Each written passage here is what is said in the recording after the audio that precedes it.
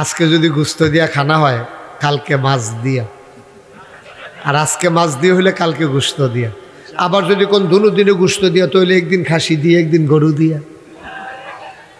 ঠিক আছে না? ইনশাআল্লাহ ইনশাআল্লাহ। আল্লাহ জনক। আহা ভাই, আপনারা এই মিডিয়া নিয়ে এত কথা কেন বলেন আমি বুঝলাম না। আপনাদের এই বরকটার মাহফিল এখন আমেরিকা থেকে শুনতেছে, সৌদি আরব থেকে শুনতেছে। কিছু কিছু মানুষের এই বদ অভ্যাস আছে, অযথা কথা বলে। ভাই এটা লাগবে তো ভাই, আপনি যত কথাই বলেন এটা লাগবে। এই সোশ্যাল মিডিয়ার সুবাদেই তো বাংলা ভাষাভাষী মানুষগুলো, মুশতাক ফয়েজি যে একটা মানুষ আছে, আমি কি সব জায়গায় গেছিলাম? তো ওইখানে গেছে কেমন আমার কথা? এই যে এই সোশ্যাল মিডিয়ার কারণেই গেছে, ইউটিউবের কারণে গেছে। তাহলে আপনার একটু সহযোগিতা করা লাগবে তো। আপনার যদি এই শুরু থেকে এরকম দমখান শুরু করেন, বাইঙ্গালাইবেন, মুড়াইবেন, তারপরে ইয়াতে, কী কথা ভাই? আপনার এলাকা এদিকে এই সব পোলাফান যারা মিডিয়া আছে এগুলো তো আপনাদের এলাকার না। আপনি যদি কোন যে তারা মারবেন, তো আমি তারা খেলা করাই যাম, আপনি কতক্ষণ ফিট টাইম তো এত কথা কইেন না ভাই। একটু ধৈর্য ধরেন, একটু সুযোগ দেন। সব বিষয়ে কথা বলা যায় না। একটু ক্ষতি হইল, উপকার যদি বেশি হয় ক্ষতিটা মেনে নিতে হয়। আপনার হাতে বিষ লাগছে, কারণ ডাক্তারে কইছে আপনি কি যান বাঁচাইবেন না আঙ্গুল কেটে হালাই দিবেন? ওই ডায়াবেটিসের রুগী যে এত বিষ লাগছে, ডাক্তারে জিজ্ঞেসে কী করবেন এখন? কয় কী হইব, ক্ষতিটা কিতা? কয় আঙ্গুলটা কাটতে হালাই দিলে বিষটার এগুলো যাইতো না, আন্নাইলের জান লইয়া টান দিব। তখন এবার আইস দেওয়া কথা, আঙ্গুলটা কাটতে হালাই দেন তো জানটা থাকুক। তো কিছু কিছু কাজ তো আপনি আঙ্গুল তো এমনি কাটার দরকার নাই তো, যেহেতু আপনি আঙ্গুলটা কাটলে জীবন বেঁচে যাবে, এই জন্য আপনি আঙ্গুল কাটা জরুরি হয়ে গেছে। এই সোশ্যাল মিডিয়ার সুবাদে দিনের কথাগুলো সারা বিশ্বে ছড়িয়ে পড়েছে, এজন্য আপনার একটু কষ্ট হলেও আপনাকে মেনে নিতে হবে। এটা তো বুঝের বিষয়, এটা তো সাফাসাফি না তো। এটা আপনার ক্যামেরা নাই কেড়ে হেতারে মুড়াই লইবেন, তো এটি বুঝি কথাই কি কারবার চলতে আছে বাংলাদেশটার মধ্যে। মনে করছে ওই হেতার আরে বেড়া সরাই লইছি আর তোরা করতে আইসো। হ্যাঁ, এটা আর কি। গোস্তাকি মাফ কর দিজিয়ে, বেয়াদবি মাফ করবেন। দীর্ঘ সময় আপনাদেরকে বসিয়ে রেখেছি। আমি কখনো সময়ের ব্যাপারে আপোষ করি না। আমি চেষ্টা করি সময়ের আগে আগেই চলে আসার জন্যে। আমি আজকেও আমার পিএসকে বলছিলাম যে এটাই বোধহয় আমার জীবনে প্রথম যে মাহফিল কর্তৃপক্ষ আমার জন্য দেরি করেছে। সব জায়গায় আমি মাহফিলের জন্য দেরি করা লাগে, আমি গিয়ে বইয়া থাকি, তারা এই দ্যাম করতে করতে দেরি করে। আর এই বছর আপনারা বসে রয়েছেন, আমার আসতে দেরি হয়েছে, এই জন্যে আমি সরি, এক্সট্রিমলি সরি। আমার জীবনে যেন আর কখনো এমন না হয়। আপনারা আমার জন্য দোয়া করবেন, আমি যেন শিডিউল মেনটেন করে চলতে পারি। আল্লাহ যেন কবুল করে, সবাই পড়েন আমিন। বন্ধুগণ, লম্বা সময় কথা বলবো না, যেহেতু এদিক দিয়ে দেরি করে ফেলছি, ওই দিক দিয়ে একটু কমাই ফেলবো আর কি ইনশাআল্লাহ। রাজি তো না? রাজি না? যাদের মোবাইলগুলো ধরে রাখছেন মোবাইলগুলো বন্ধ করেন। আপনারা এটা বুঝেন না, এটা তো রেকর্ড হয় না ভাই। শুধু শুধু এই দেহাইতেন ফারতাছেন আর কি। আমারও একটা মোবাইল আছে, আমি কামের কাম করলাম, কিচ্ছু হইতেছে না, কারণ এর সাথে আমার সাউন্ড সিস্টেম নাই, আপনার সাথে আমার এই তার নাই, কিচ্ছু নাই। আপনি যেটা ধরে রাখছে এই হাতরা ধরাইতেন ফেলবেন, এই দূরে লাভের দূরে হয়েছে। বন্ধ করেন এটা। এত কথা কইতেছে, এত বুঝেই না। বন্ধ করা বুঝেন না? হ্যাঁ, ঠিক আছে, সবাই পড়েন আমিন। কথা বলেন না, বিরক্ত করেন না। আমি সো টায়ার্ড, মানে আমি কত যে ক্লান্ত এটা আপনাকে বোঝানো যাবে না। আমি রাত্রে তো ঘুমাইতে পারি নাই, মাত্র 3 ঘন্টা দিনের বেলা ঘুমিয়েছি। তারপরে পুরাটাই আমার জার্নি 7 ঘন্টার উপরে লেগেছে আমাকে আসতে, যাওয়ার সময় লেগেছে 6 ঘন্টার উপরে। রাতে বলে এর সুযোগ ছিল, মাঝে মাঝে মন চায় একদিকে চলে যাই, কিভাবে সম্ভব? 5 তারিখের পরে একদিনে 6টা প্রোগ্রাম আমি করেছি। তো আপনারা সবাই দোয়া করেছেন বলে আমি ভালো আছি।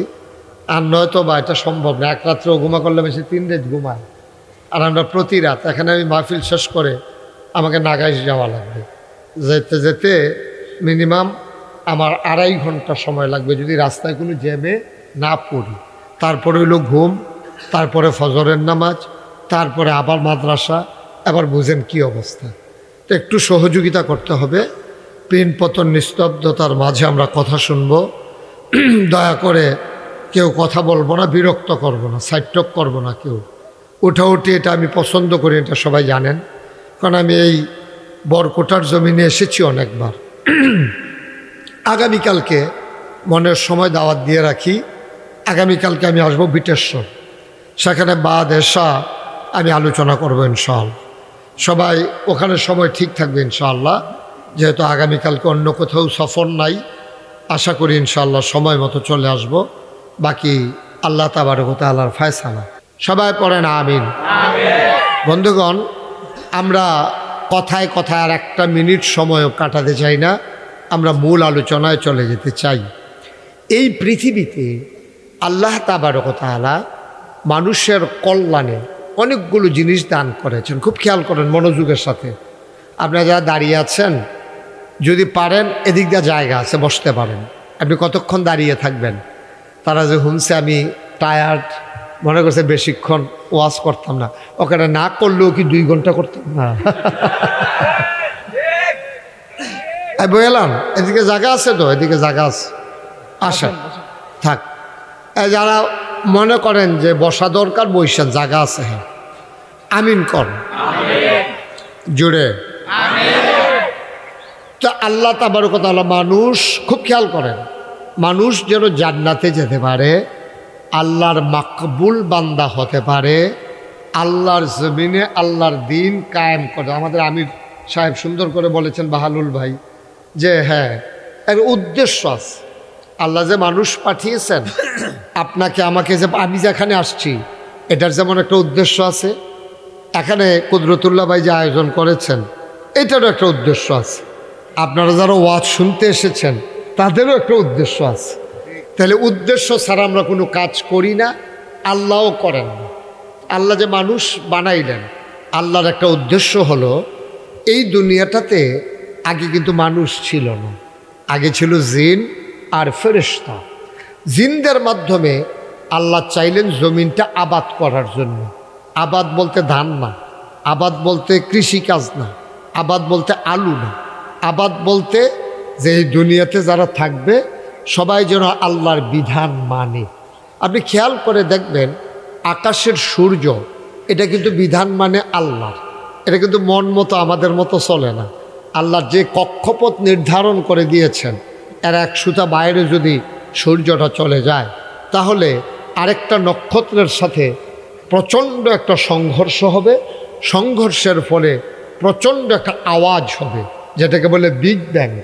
এই বিশাল আওয়াজের কারণে এ পৃথিবী যেমন সৃষ্টি হয়েছে, আরেকটা আওয়াজের মাধ্যমে এ পৃথিবীটা ধ্বংস হয়ে যাবে।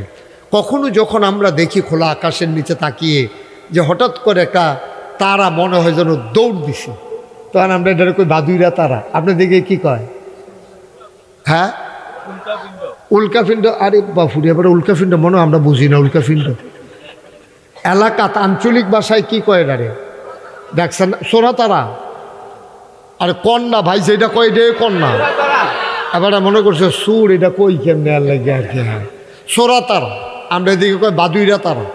এটা মানে ছোট্ট একটা উল্কাপিণ্ড এমনি দৌড় দিছে। এটা মনে করেন না আপনি যে দূর দেখতেছেন এত বড়, এই পৃথিবীটার চাইতে এই সূর্যটা কত বড় আপনি কি জানেন? কত বড়? 13 লক্ষ গুণ বড়। সুবহানাল্লাহ বলতেন না? কয় লক্ষ গুণ?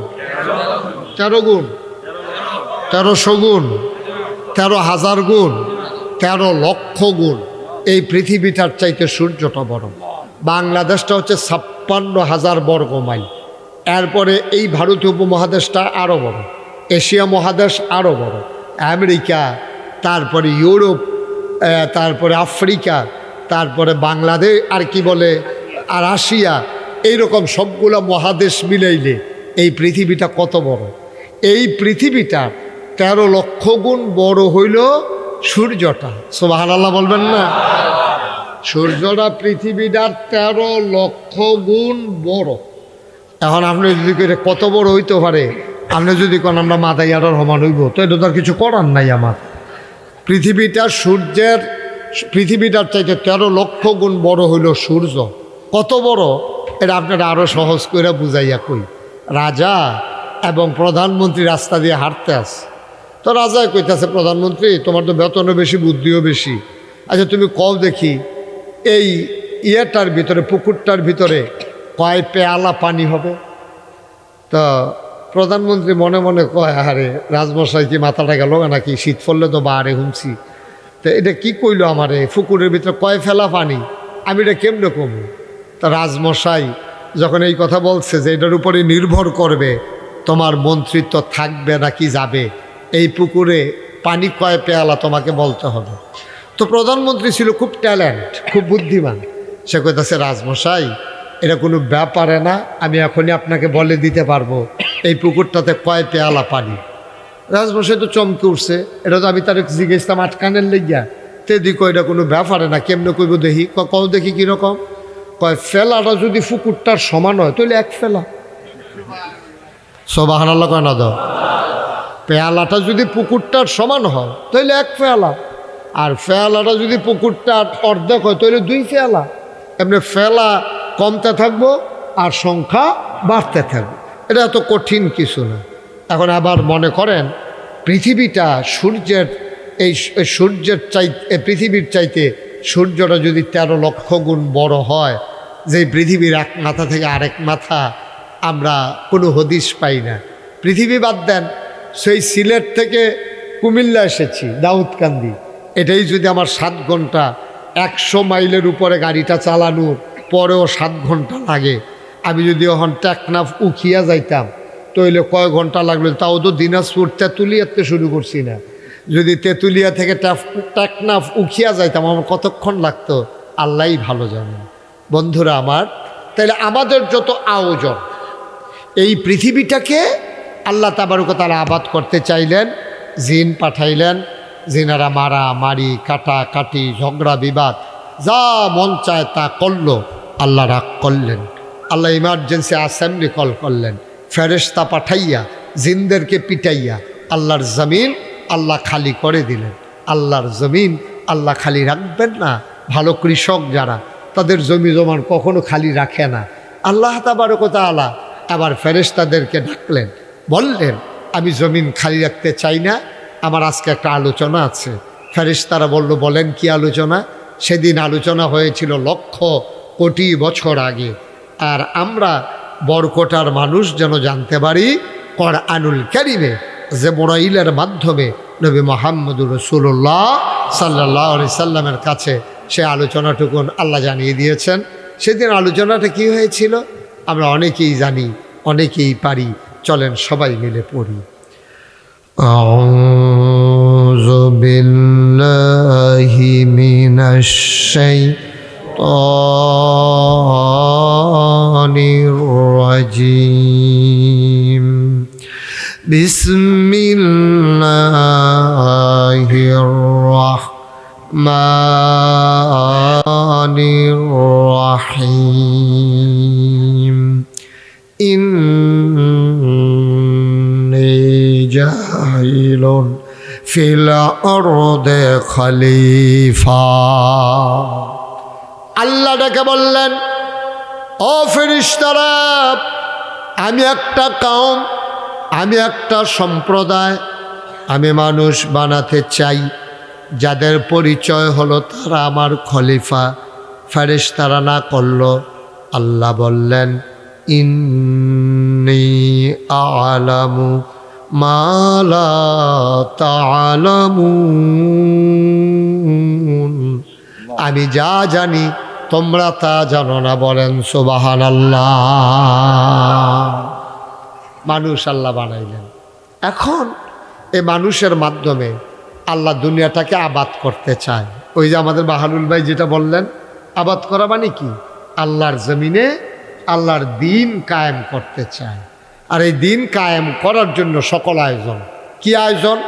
মানুষকে আকল দিল, নবী দিল, কেতাব দিল। এই কেতাব বুঝানোর জন্য মাহফিল হলো, শুক্রবারে জুমার আলোচনা, এই মাদ্রাসা প্রতিষ্ঠা করা হলো। সব কিছুর একটাই উদ্দেশ্য, দুনিয়াটা আমরা আবাদ করে মৃত্যুর পরে সবাই যখন ঘোষণা দেবে বরকটা নিবাসী কুদরতুল্লাহ আর দুনিয়াতে নাই, সবাই মিলে দৌড়ে দৌড়ে দেখতে আসবে, হারে মানুষটা কত পেরেশানি করে মাদ্রাসা করলো, লোকটারে শোয়াই রাখছে খাটের উপরে, সবাই দেখে উনি দেখেন না, সবাই মিলে কাফন পরিয়ে দাফন করে দিল মাটির কবরে। তাহলেই তো জীবনের সার্থকতা।